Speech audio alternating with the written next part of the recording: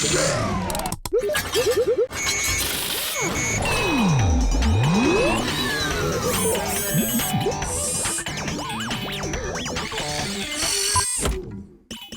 to Today Rocket Science. I'm Adam Balkin. Well, summer has come to a close, and for students across the country, that can only mean one thing: back to school. In this episode, we'll check out how teens and tweens are getting back into the swing of STEM, or science, technology, engineering, and math. More on that in a minute, but first, what does it take to educate millions of people about conservation and zoology? We'll find out from famed conservationist and animal expert Jack Hanna at the Columbus Zoo in Ohio. In New York City, the effects of Hurricane Sandy can still be felt 3 years later. We joined up with some environmentalists in training as they study the city's trees to find out which species weathered the storm. And are you afraid of the dark? We go behind the scenes of a haunted house to check out the engineering and technology that go into creating the fear factor, just in time for Halloween. All that and more in this episode of It Ain't Rocket Science, part of Time Warner Cable's Connect a Million Minds initiative to get you connected to science, technology, engineering, and math opportunities in your community. To kick things off, one of the oldest and most prestigious science publications in the world celebrated a milestone this month. We joined the team at Scientific American as they marked 170 years of commitment to science communication. This is a big week for Scientific American. It's our 170th anniversary. And Scientific American is the country's longest continuously published magazine. We cover innovation.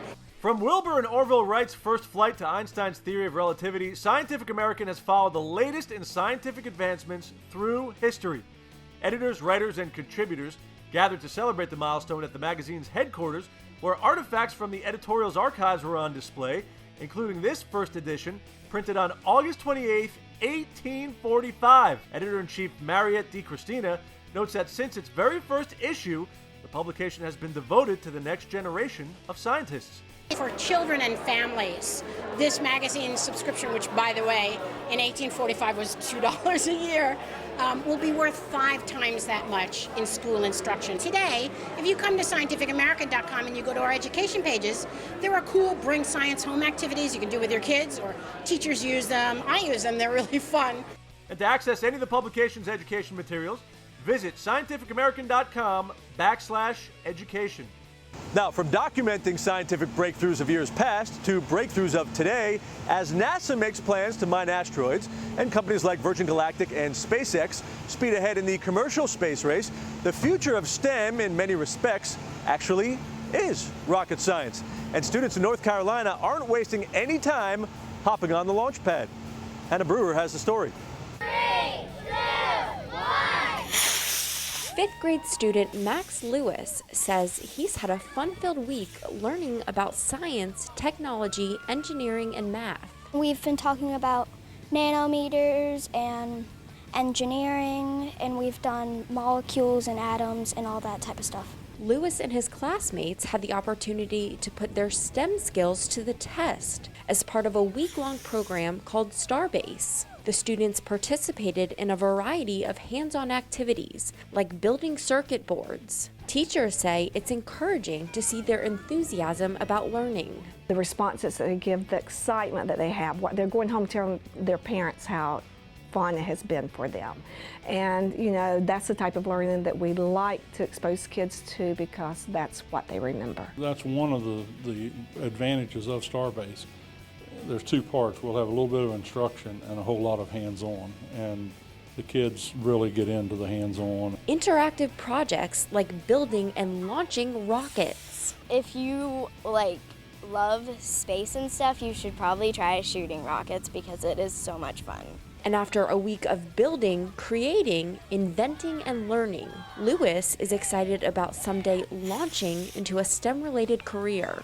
Yeah, I think it would be fun. I think I would want to do biochemicals for the for the wadding on the rockets. For It Ain't Rocket Science, I'm Hannah Brewer. And while rockets carry us to the final frontier, for some it's about what's next for life here on Earth and how we might be living in years to come. This could be the future of urban living. The question posed to these middle and high school students: how can we make our cities smarter? What I have here is a cell tower. So over here I have a transmitter and a receiver. We also have like really good for the environment things, like how the monorail runs over there. It like under it is algae towers that support it. It's all part of the Science of Smart Cities program at the NYU Polytechnic School of Engineering. These students learn about all the different technologies that make modern cities work, everything from infrastructure to energy. We were being taught for like 2 weeks, like a lot of different things, like how hydroelectric power works, how wind power works.